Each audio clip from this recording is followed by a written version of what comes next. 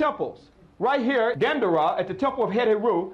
Let's go inside these temples, brothers and sisters, and going inside these temples, here we can see an ancient spiritual story where Asar, here we see he's born in a manger.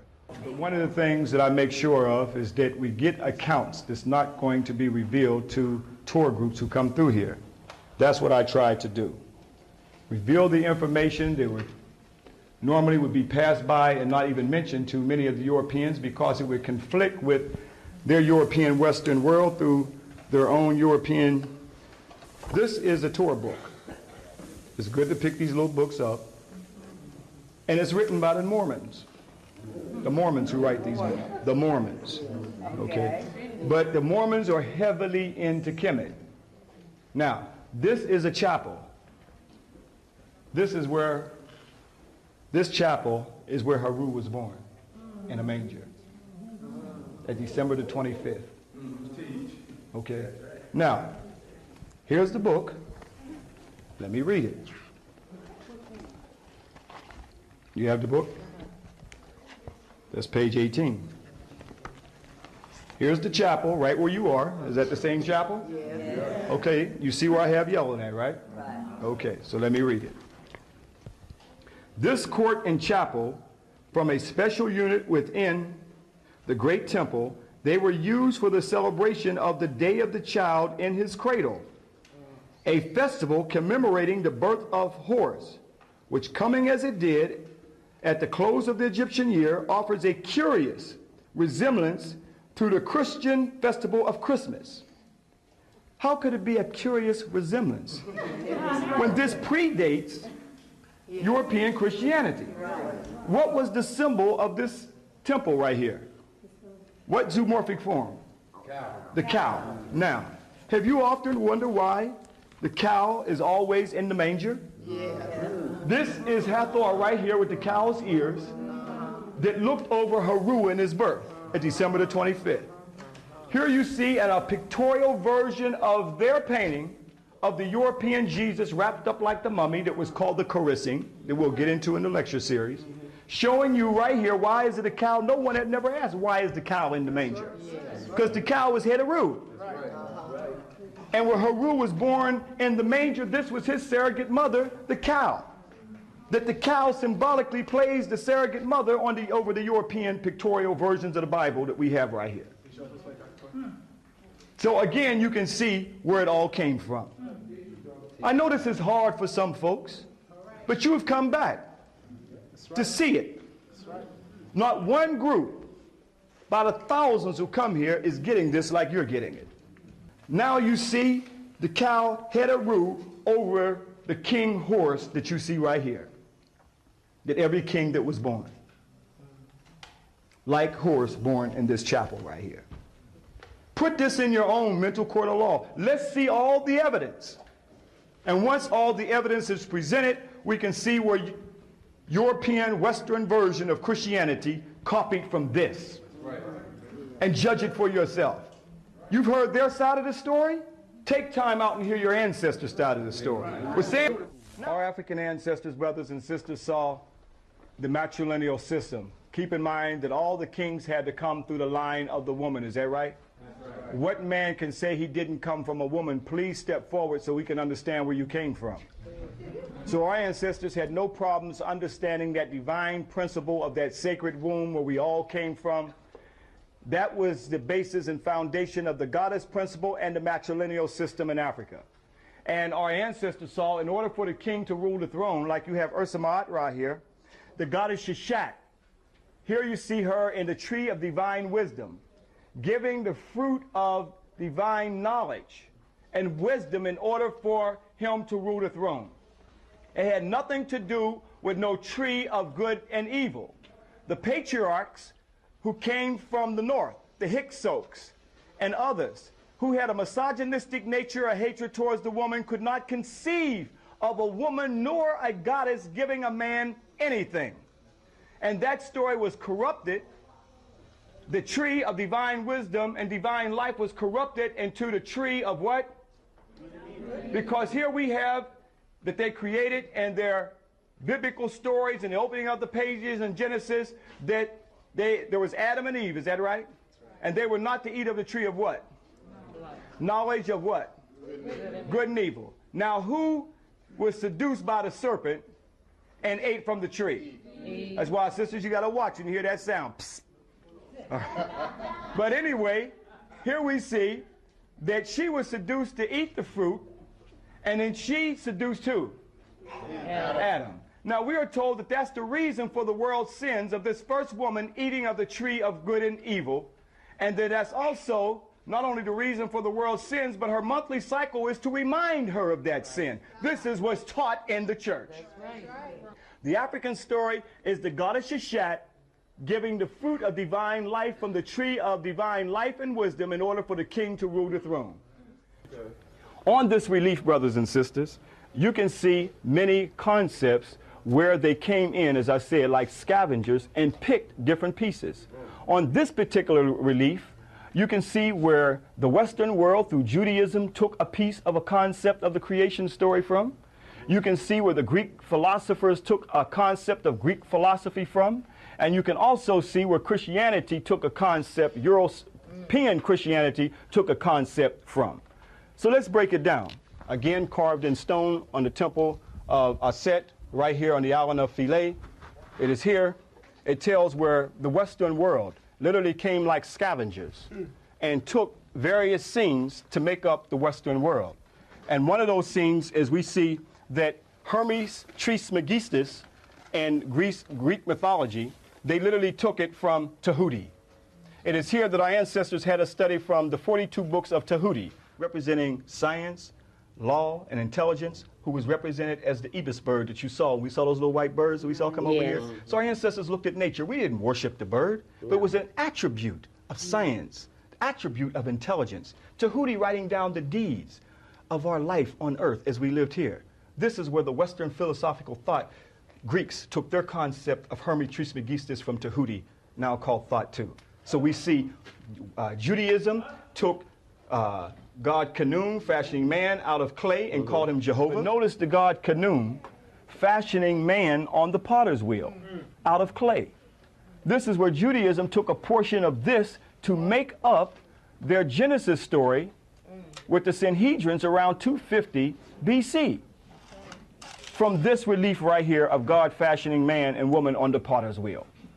And they took other concepts of Atum from Heliopolis creation story, or the city of On, to make up their Adam as a man, when actually it was Atum the son.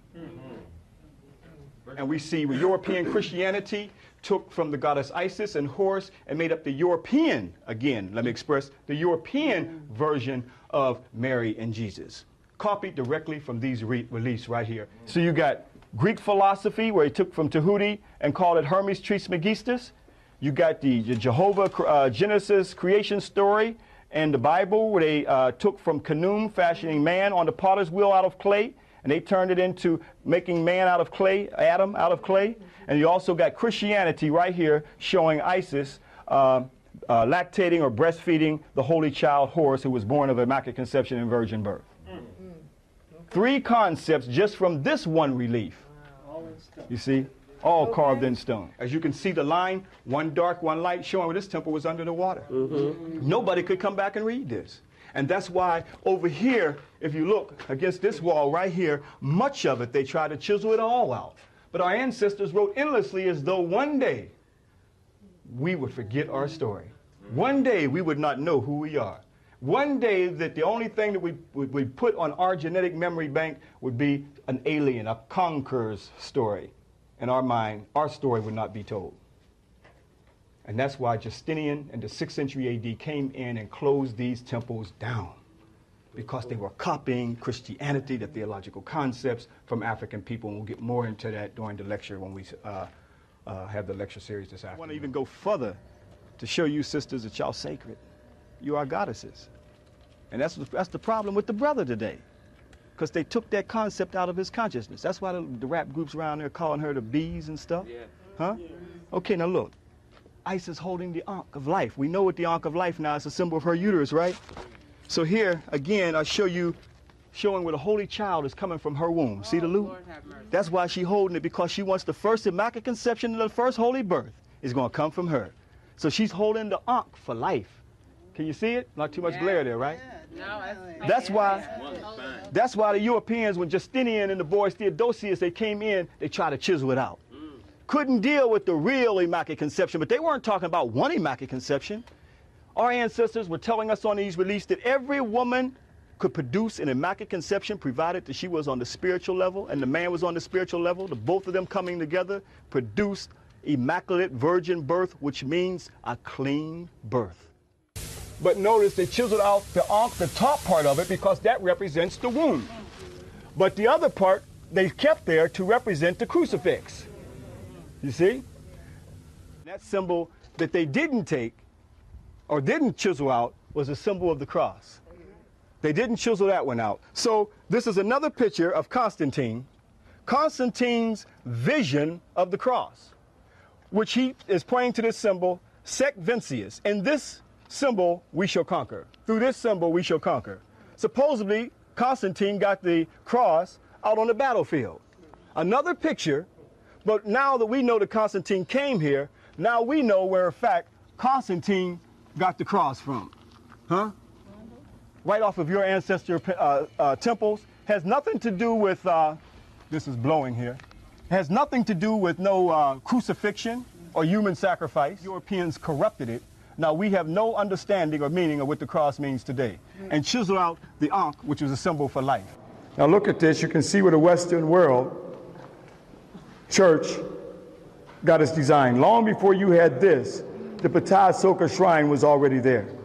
For those of you who are just coming in, this is the earliest architectural structure that they call Roman arches. No such thing as Roman arches. These are African arches. If you were to take Western architecture, they say this is Roman arches, but you see this is known thousands of years ago, and this is called Patah Soka Shrine. And here we see the earliest Immaculate Conception. Immaculate means clean. That means she has known no other man. No other man has entered her body. She will have a clean conception. It's the Europeans who corrupted the story, and now we are looked at as a European Madonna and Child, where the concept was copied from here. Keep in mind that the only person who mentions the Immaculate Conception is Luke. Mark doesn't mention it, and then also Matthew doesn't mention it, and John doesn't mention it. Luke mentions it only in terms of being clean. That literally means only one man has entered her body, and that is the seed of a sar. That means clean conception. That's what immaculate means, until later on at the conference of Ephesus, where our goddess Aset was Africanized, where they brought on this whole immaculate conception of the European image of the Madonna and Child that was copied from here. Come in and see the Immaculate Conception. This is called the Patah Soka Shrine, by the way. Patah Soka Shrine. Many of the reliefs have been chiseled out. Fortunately, this one is here telling of the first virgin birth resurrection story, where the goddess Aset forms herself into a bird and descends on top of Asar's penis. Although you see the chiseling out of his penis, because many of the Europeans who were coming in during the Roman times could not deal with the sacredness of the body like Theodosius and Justinian and others. But Isis is going to take the seed from his body to impregnate herself. And this is the earliest concept of the Immaculate Conception, long before an angel of the Lord and Gabriel coming to Mary and said she's going to be with the Holy Child. Look how Asar is lying out on the bed. Look how the Romans copied the concept. Let's go to Rome. See the Pope lying out on the same bed, same hedge crown that Asar is wearing as well, same funeral beds, even got the lion heads that you see right here, even down to the detail of the lion heads of the funeral bed.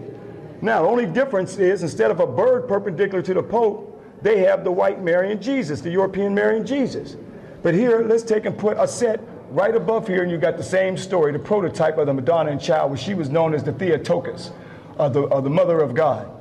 Then she, in turn, becomes impregnated, and she's in the form of, in this form, as the Mheted Ra, or the sacred baboon, because the baboon representing birth. You see her stomach swelled up. But she also forms the Zoop type, okay, of the hippo. Why the hippo for the Zoop type? Because the hippo comes out of the water. It bursts out of the water, okay?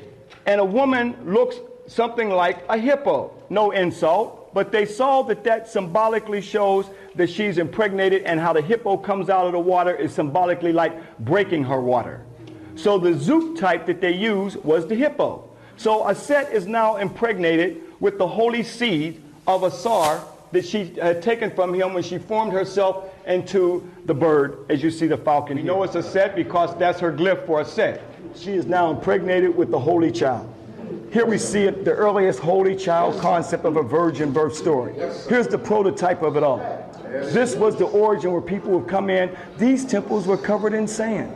After they took everything they wanted, then it was covered up. Time took them over. Now we're dug out to come back to see where the story came from. The earliest Immaculate Conception and Resurrection story. Unfortunately, you can't see her on the donkey because that is too obvious right here. What is the Per'ankh? The Per'ankh is the house of life. And that would be equivalent to the present day hospital. And again, we're saying that the temples talk to us, and we bring the temples to life in terms of seeing the Grand Master himself sitting on the square Imhotep. Unfortunately, you cannot see his head because his head has been knocked off. And maybe that is because so the world cannot see that Imhotep, this black man, was in fact the first physician. Long before some Hippocrates, and still our children are told that Hippocrates was in fact the first physician, but yet 2,000 years before Hippocrates, Imhotep was the first physician that he had his bowl to wash his hands. And look at the instruments here, like scissors and needles and so forth. The same instruments that they use today, if you were to go into the hospital for surgery, you see the medical instruments right here of Imhotep. Okay. Again, we call on our spirit of our sisters who are got the Imhotep spirit. That means that they studied medicine according to that of Imhotep. I think when you took medicine, did you have to take the Hippocratic Oath? Yes. Okay. Well, although you took the Hippocratic Oath, sisters, but that Hippocratic Oath was actually the oath dedicated to Imhotep. And although they told us that Hippocrates was a father of medicine, but 2,000 years before Hippocrates was the father of medicine or physician, Imhotep predated him by 2,000 years. Now, unfortunately, you see Imhotep right here, and his head is now knocked off. So the world cannot witness this African of the third dynastic period, architect, grand vizier, physician, long before Hippocrates, right. But look right here. You see scissors, okay? You see suctions, you see needles. You see all the various, now are these the same instruments? You tell me. Are you familiar with these instruments here? Yes. Okay. Are these instruments that they use today? Yes. Okay, so you see that these instruments were known by African people thousands of years before the Europeans were studying medicine. This is a prescription. Don't you give prescriptions? Well, here's a prescription that Imhotep had to give. All right? Right, so let's look. That's where they balance the medicine at. Yeah, balance the medicine for the little scale. Also, this symbol right here, the eye of Haru. But let's look at that eye. And you can see the RX and the Medical Association is right here on the temple. All right? Nothing new under the sun. As it even further, they say it right here that the origin of the RX abbreviation, the doctors use all over the world and in all languages originated from the eye symbol of Haru. Again, the eye symbol of Haru, the right eye of Haru, that was the all-seeing eye. There is where you get your medical symbol of the RX from. Nothing new under the sun, brothers and sisters. So long before the Greeks, Thales, long before Hippocrates, Imhotep already knew about surgery, all these things. But yet when we open up the books in the classroom, not one word is mentioned of this Grand Master genius of his time who knew about surgery long before some Hippocrates was even in existence. As we mentioned to you, this is the pyramid of Teti. And although you see it in the dilapidated state at this particular period, they did not make the solid stone pyramid that you saw in the Giza Plateau at this particular time. And this is the first spiritual, as they call today, religious text. This is the prototype of it all. That's what we're going to witness down here on the ancient. At this particular period of the 5th and 6th dynasty, these are the only pyramids that actually have writing on the walls. So you are down into Teddy's pyramid of the 6th dynastic period. As I said before, the difference of the Old Kingdom pyramids that you saw at the Giza Plateau, that you're equally going to see in Dajor, is that those pyramids have no medunet, no writing. But during the 5th and the 6th dynasty, we see the writing, what is known as the pyramid text. This is where the pyramid text came from. This is the prototype of the earliest religious writing. Without this, Kemet would not have Per Emharu, coming forth by day and by night. You would not have a Torah. You would not have a Bible, and you would not have a Quran. This is the origin of the earliest spiritual writing. We're talking about this pyramid is actually a book in stone. Now, we see Ursa Ma'at Ra, Septepen Ra Ramesu Ramariaman, a little practice you can say it too. Here we see, that was his throne name, as they call Ramses from Ramesu, is now under the ram, symbolizes Amen. 2,000 years ago, our ancestors worshiped Amen, and his symbol was the ram because the sun was in the constellation of Aries. I show this because let's go to Christian art, and you see the ram in the European Roman Christian art. Why is that ram in their Christian art? Because they were deifying and worshiping Amen. Is this animal worship here? If they have the animal ram represented as Amen in their art, and it's not animal worship, why they come into Kemet and say animal worship and pagan and heathen and polytheism and all these other type of negative terms? Let's look at this. When you also go and look at and see the ram or the lamb over, as you see a Roman character of a Jesus here, it looks like. But when you look at that figure with the ram or the lamb over the shoulders, it was taken from Kemet when I showed you when the ram or the lamb in ancient Kemet, where the king became one with Amen and the Zoop type was the ram. But let's go over 4,000 years ago to the tomb of Meroruka. I'm going to show you here, as you see the priest with the ram around his neck. But when we look at Leonardo da Vinci's artwork, you see Leonardo da Vinci's artwork with the lamb or ram around his neck. You can see where the origin of that came from. But this is carved in Meroruka's tomb over 4,000 years ago, long before Leonardo da Vinci's European image of the Jesus. What you see right there is the boat of Khufu. That is his solar boat. This boat is 140 feet long, longer than Captain Cook's boat. When this boat was excavated in 1954 in a pit, over 1,200 pieces, the boat was dismantled. And they reconstructed, took 1,200 pieces to reconstruct this boat of Khufu.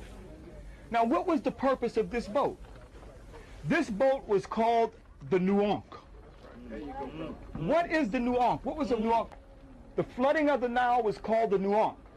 Now, when the Nile flooded, it was Khufu who realized that he could take his solar astral journey through the Nile to the celestial Nile, that was the Milky Way, to take him back to his father, Asar. So the Milky Way was looked at as the celestial Nile, like the earthly Nile. So it was the Nuank that took him back. That was the purpose of his boat. That later it was corrupted into Noah's Ark. Noah's Ark was taken from the Nuank. This is where it came from. Nowhere are you going to find no Noah's Ark. If you were back at the time of 4,000 years ago or during the time of Khufu and you asked him about Noah, boy, what's wrong with you? Know nothing about no Noah. You see my boat here? This is where the story came from. The flood, the great flood. There were many floods. There was the flood of Zoser. It was Zoser during the time when he commissioned to Khnum into Upper Kemet to let the flood waters of the Nuank come back to flood the land, because here you see the drought took place, and Khnum said, you have not given recognition to your homeland, the south, Upper Egypt. And then we see Khnum let the floodwaters open up. This is where we get the story. This information is not given to no one here but you, because you got a whole different reason for being back here. And that is to tell the truth. We want the truth and nothing but the truth. That's what we want here. You see? It's a new day. Something is opening up here. It's a spiritual consciousness. So you are looking at the Nuance, where the Noah's Ark came from. The Nuance. That's the origin. Now they got it encased in this casing here. That boat was a spiritual, symbolic boat to symbolically to take Khufu back to the celestial Nile. What was the purpose of the celestial Nile? The celestial Nile symbolically took him back to his spiritual father and first father, that was Asar. So here you see the inundation of the Nile connected with the Milky Way. This was called the Nuance. The flooding of the Nile was called the Nuance. And that was the purpose of Khufu's boat, was symbolically and spiritually was to take him back to his spiritual father. And that was during the inundation. So when the Nuance took place, that spiritually told us that we would connect to the Milky Way, that Nuance was corrupted to Noah's Ark. We got the boats, brothers and sisters. Here's the boat right here. If you went back to over 4,000 years ago in the fourth dynastic period and asked Khufu about Noah, boy, what's wrong with you? I don't know nothing about Noah. Here's my boat right here. Here's all the animals of the world doing the number one, number two, and everything. They just tell us any kind of stories. That's why they can only give you a picture of the story. But yet this flood was supposed to have taken place because we are told that God in the Bible said that he was tired, that because in Genesis chapter 1 through 6, the sons of God married the daughters of men. Is that right? This is where we were at fault in Kemet because we married foreign women on our African throne. Although we would never marry none of our own to the foreigners because they were goddesses. Here during the 5th dynasty, this African king is called Sahara. Now here's the first time that we get a concept called Sa-Ra. Sa-Ra means the son of God. They were the sons of God in Kemet marrying the daughters of men onto the throne of Kemet. This is where you get the concept in Genesis chapter 1 where the sons of God married the daughters of men was taken from ancient Kemet. Brothers and sisters, here we have holy texts, holy writings. We've gone into Unis's pyramid. We've gone into Teti's pyramid. Spiritual writing when the Sahu, the spiritual body, astral projected. This is long before biblical text was even in existence. So we can see that they got a lot of the concepts from Kemet. A lot of the concepts in the New Testament as well as the Old Testament came from Kemet. We know that the pyramid text is the oldest religious text on the planet. The pyramid text in Saqqara. We know the pyramid of Unis is the oldest text. We also have pyramid text in Teti and Pepi. So when you go to Kemet and you look at these texts, when you look at the pyramid text in Unis, you can find the whole resurrection, the whole story of Osiris and everything. We know in Teti we got the whole Cannibal-Heim, everything that's in there. We can find a lot of the concepts in the Bible that they stole from that. So there's a lot of stealing in the Bible, but not just from